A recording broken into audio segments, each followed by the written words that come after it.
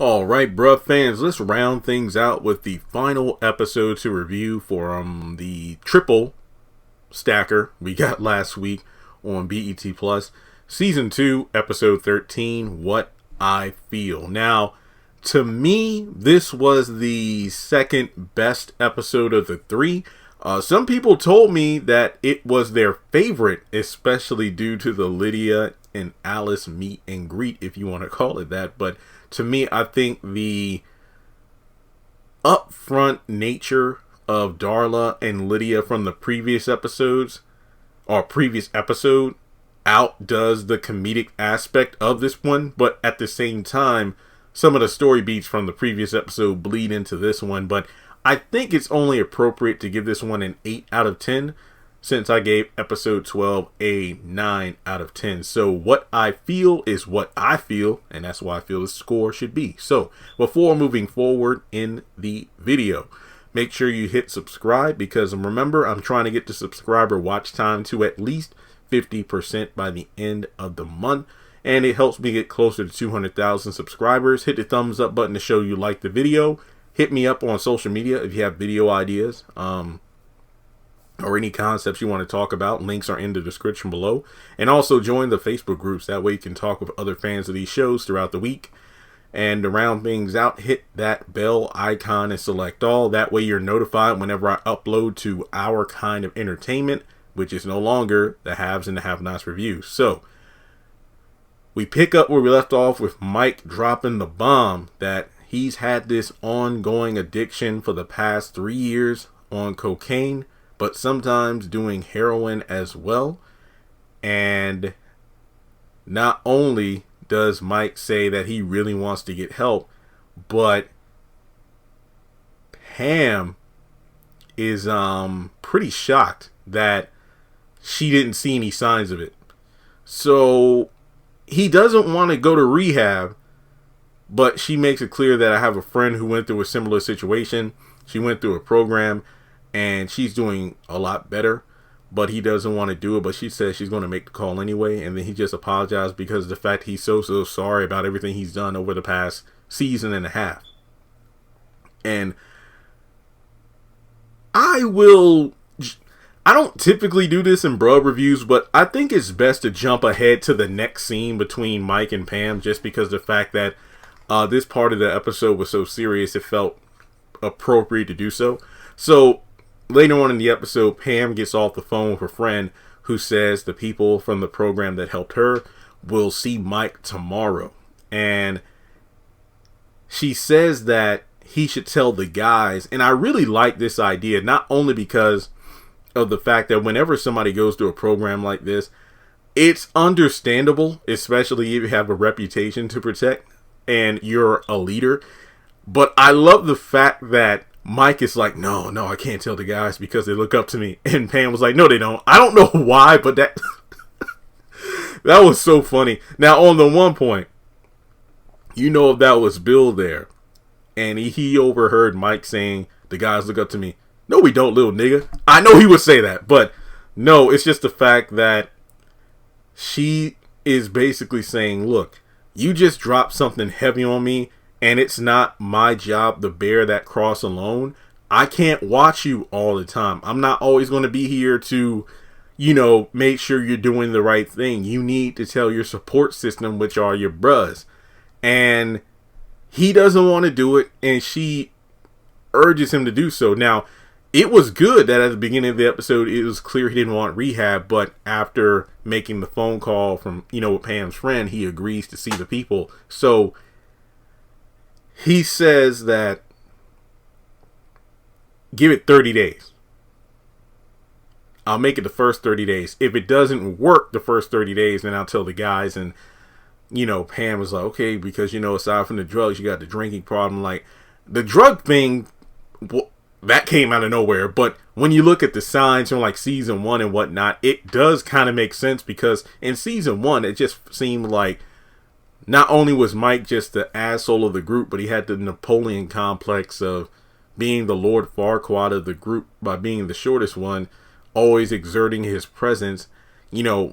anytime he drinks a lot, he makes irrational decisions, but now things really make sense when you look at all the pieces. So on the one hand, I was like, what drug problem? But when I think back over the past season and a half, even though the signs weren't evident, you could kind of tell that this wasn't an extreme ass pull, because I don't know if Tyler Perry had this thought out from the beginning, but when you look at certain things throughout the series, it kind of makes sense, which I have to admit, bravo, TP, bravo. So Pam is crying because, like, look, I need to leave. This is a lot, but Mike doesn't want her to go. She eventually agrees to stay, but this was a good scene because of the fact that it shows why he should tell his bros, because like Pam said, I'm not going to be here all the time. Like, what are you going to do when I have to go to work? What are you going to do when I have to go home? I'm not always going to be around you around the clock. This reminded me of the Temptations, you know, the Temptations biopic, one of the top 10 black movies every black person sees in their life like 1,000 times. When Paul had his drinking problems and other demons, and Eddie was like, we need to watch it around the clock. For how long? As long as it takes. But it's like, no, I mean, the group has to keep moving to make money, and you won't be able to be around all the time, and Eddie couldn't take that. So this was a good utilization of the fact that the entire season you had Mike not wanting to be with the bros, not caring about the bros, pushing everybody away. But now it's like, yeah, you push people away when you need them the most. And even though he is the shortest one of the group, he definitely had a big moment where he revealed his vulnerability and the fact that he needs help, because it takes a big man to admit when he needs help and can't carry the entire situation he's dealing with alone. And I know some people be like, yo, why are you going in on Mike like that with the short jokes? Who do you think you are, Bill? I'm 5'7", so I feel like I have the right to make as many short puns as I want to because I'm short myself. But regardless, we go over to the date, and this is after Darla and Greg have eaten their takeout. And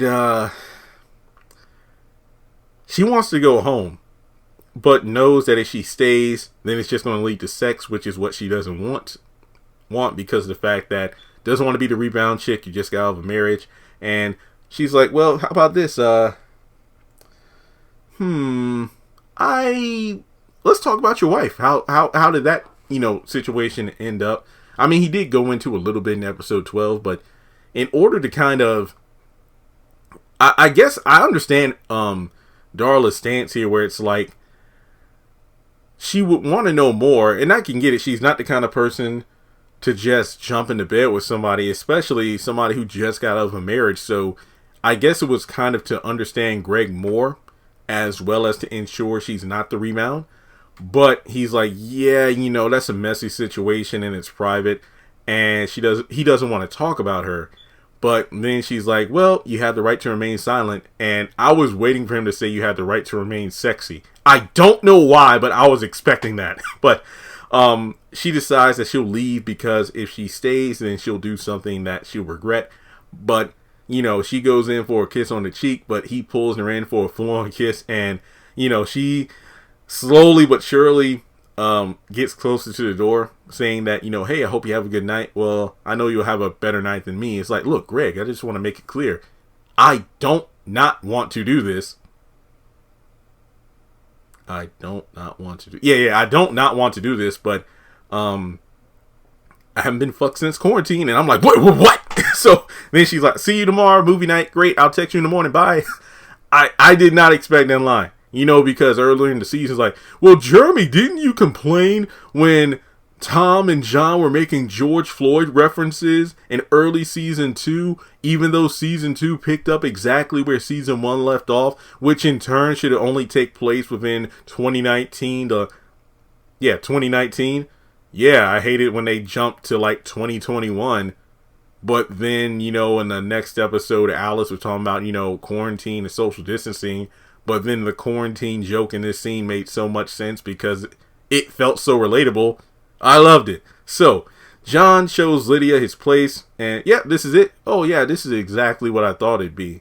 And he's trying to leave because, yep, you see my place. Let's go over to your place. But it turns out Lydia has 4 roommates, and they're not going over to her place. So as they're in the kitchen to get something to drink, she goes for the good stuff, and John's like, no, that's my mama's. And Miss Alice comes out, and when I tell you that, I could see some people's like, oh, Miss Alice is doing too much. Why do we have to talk about John's little dick so much? Yada yada yada. No, this was a great scene because this is real. This felt like a real conversation between a son coming home to his mom late at night with an uninvited guest. This felt completely real. And to me, it felt like things felt in the reverse, because what's one of the worst things that can happen if you visit your parents' house with the person you're seeing? You're introducing them for the first time. Sitting through the montage of embarrassing baby and photos when you were younger. But it felt like things happened in the reverse this time around, where Lydia meets Alice for the first time and then sees a 6th grade photo of John right in front of the microwave. But first of all, her and Alice kind of clash swords over the drink. And Lydia is just in love with the fact that John told her in the previous episode that, oh wow, my mom is kind of violent and whatnot. And she's like, ooh, that's fun, I like that. So I think we're going to get along just fine. And even though Alice was reluctant at first, thinking that Lydia was mocking her, saying, ooh, she's funny, she's feisty, you don't know me, heifer. But then after they really hit it off, the fact that, oh no, you're not old, you look good, because she randomly throws in menopause. And then the fact that, John hasn't paid rent in 6 months. As soon as he pays money, for rent, he asks to borrow the money back, and he has a little dig, and he basically roasting her son in the kitchen. Like, literally, she stuck John in the oven, turned it up on broil, and roasted his ass in front of Lydia. And it was just like, poor guy can't catch a break. So from there, they hit it off so well. She's like, hey, you know what? Pour a drink. But guess what? The walls are thin. I can hear everything. Fine. I'm going around in circles going back to my room. So she goes back in, and it feels like she hears John pouring the drink. Don't give her too much. That's strong stuff. And then John decides to pour some for himself. And I loved it because it's like, hey, turn up for what? We gonna drink? Yeah, turn up for what? And then when Alice says, hey, y'all shut the fuck up out there, I lost it. These string of episodes have been some of the best Miss Alice stuff, for real. Like, she didn't overstay her welcome, and when she was on screen, it truly felt realistic and funny as hell. Like, this is the kind of Miss Alice stuff I want to see, as opposed to being overly vulgar for about 10 minutes in the midst of a serious conversation. This was actually funny stuff. Hopefully the back half of season 2 into season 3 continues the same level of quality and effective comedy because of the relatability aspect of the situation. So we go over to, I've already talked about the second part of the Pam and Mike scene. So we go over to the last couple scenes, and we can wrap things up here. We got Lydia and John on the couch, and she pretty much again straightforwardly asks, so John, why are you here? Not because you live here, but financially, why are you here? And he goes into the fact that he went to jail due to the situation back in college with Dean's daughter, and it turns out Lydia read all about it online, and based off what she sees and how John carries himself, she doesn't believe it. And it's interesting because I just love the continuity aspect here. This is great stuff. But he says he's not bitter about the situation, that a female lied on him and everything, which is very relevant in, the Me Too Time's Up cancel culture that we're living in today. And he just tries to keep pushing forward. And then it's revealed that she also had some time behind bars because of the fact that John, asked her playfully yet honestly, because wow, it's like you're so understanding of the situation, but Turns out she murdered her last boyfriend, and that sent her to prison. Apparently he cheated, and she stabbed him in the jugular. And because of the fact that she can be a tiny bit possessive, John is like, oh my god, what did I let into my home? So, I ain't gonna lie, that's kind of sexy, but at the same time, it's like, is a woman like Lydia worth being the subject of an episode of Snapped or Obsessed? I mean, so long as the man died happy, am I right? I'm desperate. Okay, so he's freaking out, and she says, he tries to rush her away. Oh yeah, it's been a long night. I think it's time to go. No, I was going to stay here because earlier in the episode he said, I know you said you're celibate, but if you wanted to stay here, you could stay in my room, and I would just crash on the couch. But he's like, oh yeah, you can go. Wait, but I've been drinking. I can't get on my bike. Oh, I'll call you an Uber. And she decides to take up his offer of staying in the room while he stays on the couch. Like, oh, don't you try to sneak in there. It's like, oh no, I won't. So he is in trouble because he tries to make it seem like, hey, you know what? I agree with what you said about being celibate, moving slow. We should go slow. It's like we're going in reverse. Yeah, because I guess in John's eyes, it's one of those situations like, okay, well, if we aren't dating and if we aren't officially in a relationship, then she shouldn't think I'm ever cheating on her if I happen to be talking to somebody else, because given that she's quote unquote obsessive, imagine John helping out a female customer at the sandwich shop and Lydia just pops up and, why was that woman smiling at you? Because I gave her extra salami. Why is she smiling at you? Do I need to stab you? I love you so much, John. And then Alice won't give a damn because she'll think it's funny. Poor John. So, we go over to the final scene. Bill and Regina having sex round 2. And then, Bill asks, so when do you want to get married? Because, Regina has the ring. She's like, wow, it's like you really are ready to commit, settle down, and I'm your one and only. Sure am. How about this time next year? No, I'm not going to sit around waiting for, a year. So what date works for you? Tomorrow? Yeah, let's go down to Justice of the Peace and do it there. And we could talk about kids by the end of the year. I could tell my mom this is so exciting. And Bill's like, ha ha ha. Okay. I remember watching the promo and I thought that perhaps Regina wasn't being 100% serious. She was like kind of joking around to scare Bill. But I think, I'm not going to say Regina's foul, but I will say that, well, Regina, not even maybe a couple days ago, you walked in on Bill sleeping with his ex-girlfriend after he literally begged you not to see anybody while you were out in California and wait for him. So, on the one hand, Bill is a freaking dog. And he was the one that pulled out the ring. Because before he pulled out the ring, Regina was the one that said, well, I don't want to just date. I want to be, married and whatnot.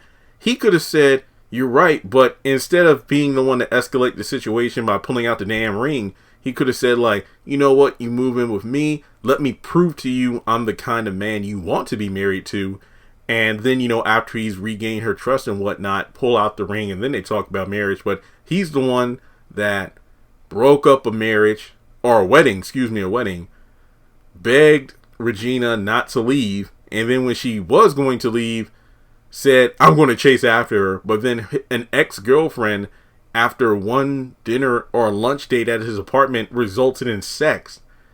And then he had a mini therapy session. And that's good because, Regina said that, yeah, Natalie's going to refer you to a male therapist and it's good you're seeing someone. So, I'll admit Regina's kind of in the wrong here herself, to expect so much for Bill, who's just now getting help. So that's where I'll cut myself off here because, like I said, I'm probably going to do a separate video doing like an overview about these 3 episodes. And overall, this was really good stuff. And like I said, I love the Lydia and Miss Alice moments. And solid 8 out of 10. Let me know what you thought of this particular episode. And I really hope that the remainder of season 2 maintains this level of quality and pacing because this was fantastic. So let me know your thoughts below. If you want to donate to the channel, make sure you hit me up on PayPal or Cash App. But as I mentioned before, at the very least, make sure you like and subscribe, and I will catch you in the next one.